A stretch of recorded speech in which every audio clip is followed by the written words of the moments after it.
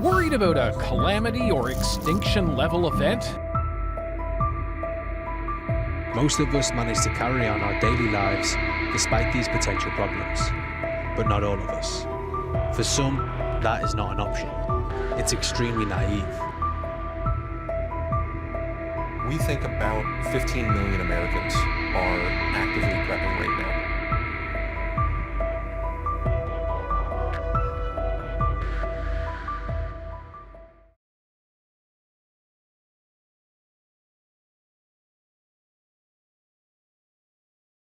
Hello, Patreons. Bonus content.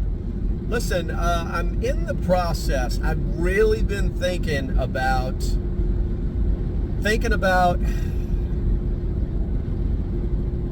one of the things that people don't have that the military has is a robust medical system that is designed to get them off of the battlefield. Once injured, once in this particular case, in a firefight and injured.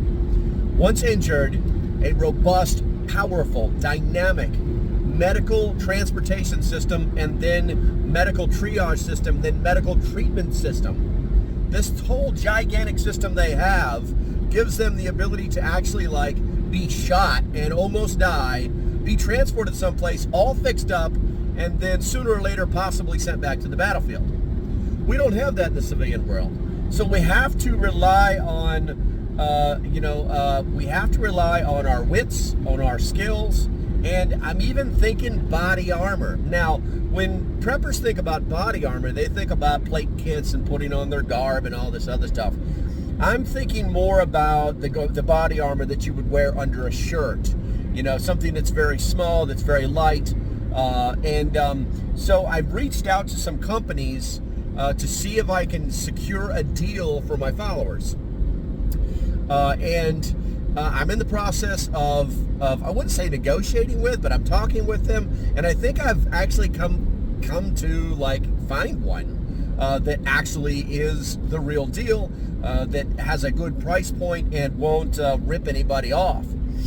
So I'm thinking about that, and then I'm thinking about, let's say you get in a gunfight and you survive the gunfight, shot or not shot. You holster your weapon, and then now it's time to call the police. What next? What happens next? In war, it's either you were acting under orders or you murdered somebody. That's the way it works. So for the most part, you get in a gunfight during wartime, you're good to go unless you've just done something unbelievably stupid. But in the civilian world, after you holster that firearm and you survive the contact, they're classified as a defensive shooting. Once that happens, now you have to deal with a legal system that may or may not want to be after you. You might it might be clear-cut self-defense, no questions asked, cameras back you up, all that stuff, right? And then the district attorney says, no charges. And then, we get a new district attorney, and there's some wacko left-leaning liberal, and they decide they want to come after you. What now? What do you do? All right, you slackers, listen up. Did you know that we actually have a shoot-no-shoot expert who's going to be speaking at PrepStock? He's one of our lecturers, and he's going to tell us all about how to do the things that we're supposed to be doing lawfully with our firearms, situations, and things of that nature. So if you have got your tickets for PrepStock 2024, Nebo, North Carolina, 12th through the 13th of October this year, the sky is not gonna fall. You're gonna survive. The world will continue to spin. Go get them now. Link in the description. You don't have the money to spend on all these other things, and honestly, guys, I've looked into it. I've done nothing but research these shooter insurance companies for the last probably 3 weeks to a month, and there are believe it or not, there are a lot of them. And I've narrowed it down to one because they're not an insurance company. They're actually a law firm.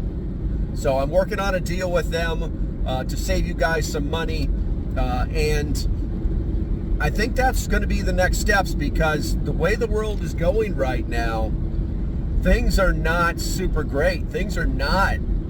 They're not going to be like, oh yeah, everything's fine. Oh, at some point, I honestly, you have to admit the world has turned in. The United States has kind of turned back into the Wild Wild West. Now, right now, only the bad guys are feeling that way. The good guys are realizing it and maybe kind of arming up a little bit.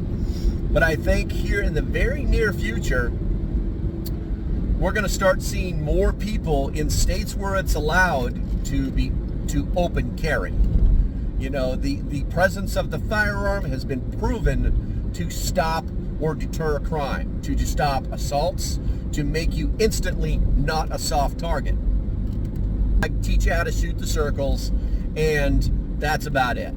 You went and bought the gear, you're Ricky Recon, you're all tooled out. But the truth is, there's not a speck of dirt on your gear because you probably never even trained with it. And when you get into a gunfight, that's all you have. The learning curve is steep, like life and death steep. So the reality is most of you don't have that training, so you probably do need some form of body armor. And I mean, even a good shooter has got it's smart to have body armor, because you never know who you're going up against. Or should I say, you never know who is attacking you. And then you've got to have a plan for after you survive and holster that weapon. So you guys look forward to the videos that are coming up next, because those are the videos that I'm working on. There are lots of different plans out there. There's lots of different recommendations, but I think sticking to the ones that are made by lawyers in this field is the smartest way to go. Okay, I wanted to keep this video short and sweet because I got other stuff to do, as usual, just like you. If you like what I'm doing, do me a favor, guys, hit that like and subscribe button, and stay safe, have a great day, and I'll see you when I see you. Till next time, bye-bye.